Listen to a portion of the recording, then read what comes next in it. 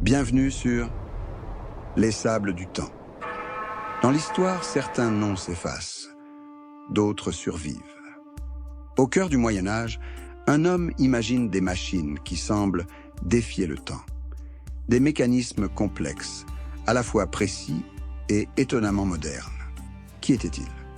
Comment, dans un monde encore marqué par la tradition, a-t-il pu concevoir de tels prodiges? Aujourd'hui, nous ouvrons un nouveau chapitre, à la rencontre d'un inventeur hors du commun.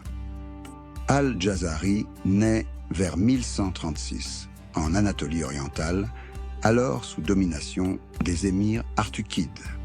C'est une région à la croisée des routes commerciales où circulent savoir, artisans et manuscrits. Le monde islamique vit alors une période d'effervescence scientifique. À Bagdad, Damas, Cordoue ou le Caire, des bibliothèques rassemblent des textes venus de Grèce, d'Inde, de Perse. Les savants traduisent, comparent, améliorent. Al-Jazari, lui, se distingue par une approche concrète. Plus qu'un théoricien, il est un constructeur. Il conçoit des machines, les fabrique, les teste, puis les décrit minutieusement. En 1206, il compile toute son expérience dans un ouvrage unique, le livre de la connaissance des dispositifs mécaniques ingénieux. Centaines de machines, schémas détaillés, conseils de montage.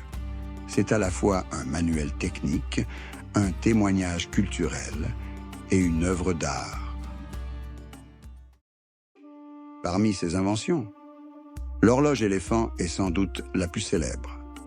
3 mètres de haut, un mécanisme d'écoulement d'eau qui règle le temps. Et toutes les demi-heures, une scène animée. Un oiseau siffle. Des dragons laissent tomber des billes. Le conducteur d'éléphant s'incline. Mais au-delà de la prouesse, il faut voir ce que symbolise cette horloge. L'éléphant évoque l'Inde. Les dragons viennent de Chine. Le phénix, d'Égypte.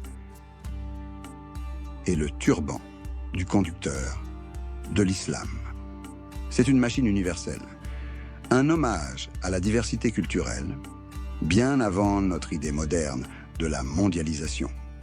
Une métaphore mécanique des échanges du Moyen-Âge. Ismail Al-Jazari n'invente pas seulement des horloges, il imagine aussi des automates en forme humaine. L'un d'eux, par exemple, est conçu pour servir à boire, grâce à des réservoirs, des valves et des contrepoids.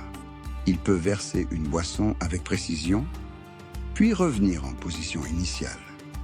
Pour l'époque, ce n'est pas un simple gadget. C'est une démonstration de maîtrise, celle des fluides, des poids et de la régularité des gestes.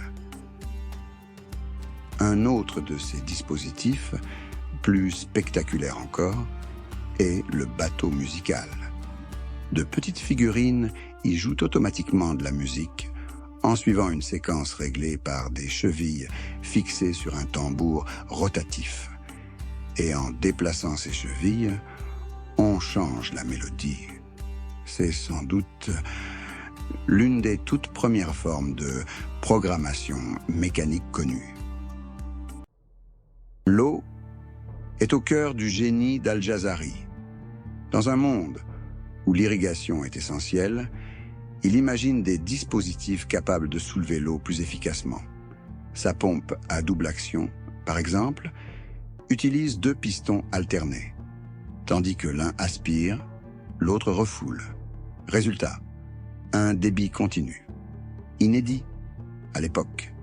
Ce principe, repris plus tard en Europe, annonce nos pompes modernes, mais aussi les compresseurs et les moteurs. Il conçoit également des fontaines, capables de changer de forme à intervalles réguliers. Pour un visiteur, cela devait sembler magique. L'eau jaillissait en motifs différents, comme si la fontaine obéissait à un programme caché. Ici encore, on retrouve cette alliance unique, d'ingéniosité pratique. et d'effets esthétiques. En rédigeant son livre en 1206, Al-Jazari ne se contente pas de lister ses inventions. Il décrit les matériaux nécessaires. Il propose des illustrations détaillées. Il explique pas à pas la construction. On y retrouve des horloges, des serrures à combinaison et même une machine de mesure du volume de sang, impensable pour l'époque. Ce livre, qui a circulé dans le monde islamique et peut-être au-delà, est considéré comme l'un des tout premiers véritables manuels d'ingénierie. Des similitudes frappantes apparaissent entre certaines de ces machines et les croquis de Léonard de Vinci. Le lien direct reste débattu. Mais l'idée que le savoir d'Al-Jazari ait pu voyager jusqu'en Europe n'a rien d'impossible. Alors, pourquoi son nom est-il si peu connu aujourd'hui ? Plusieurs raisons.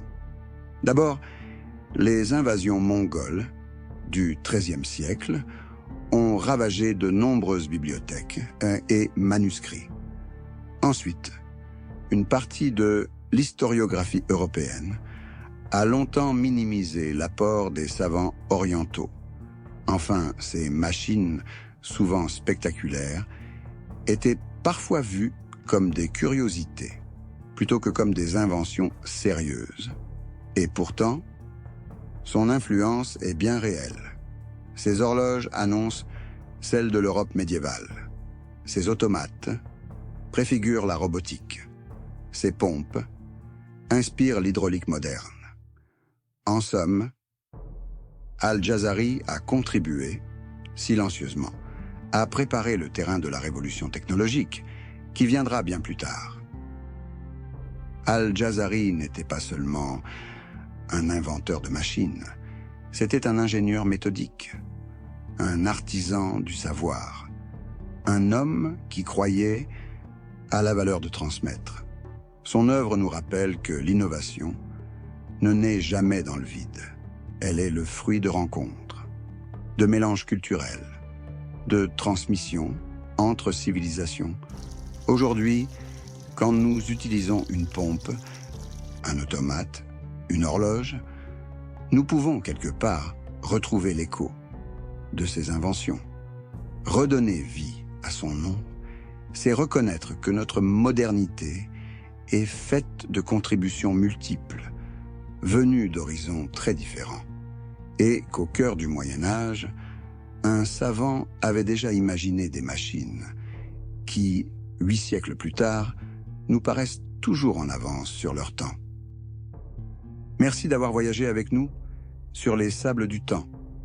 Si cet épisode vous a plu, likez, commentez, abonnez-vous et ne manquez pas le prochain voyage.